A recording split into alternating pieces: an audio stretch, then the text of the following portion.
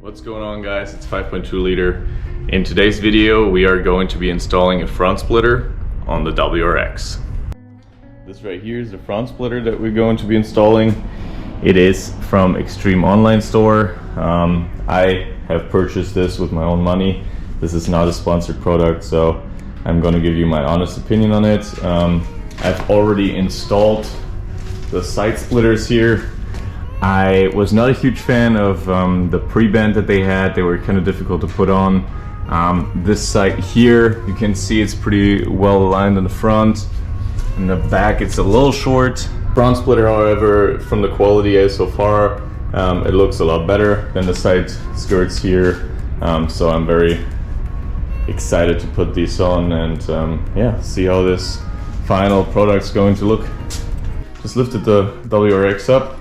So now we can go and look at the front here.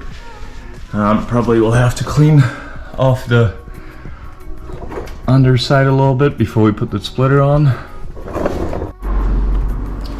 So I just applied that 3M tape all across so we can center up the front splitter, and then I'll ask my fiance to help me put it on here, and then I'll put the screws in.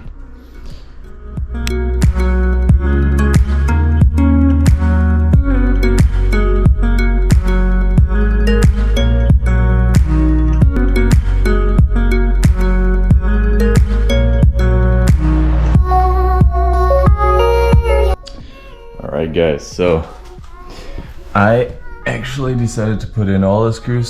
So as you can see, there's a bunch of black and then also silver screws.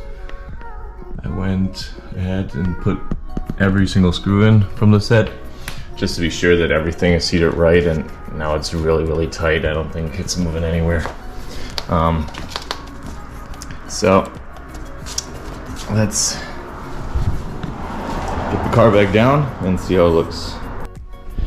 Alright, here's the first impression with the new front splitter on the WRX, and I think it really looks good. It makes the whole front look way more aggressive.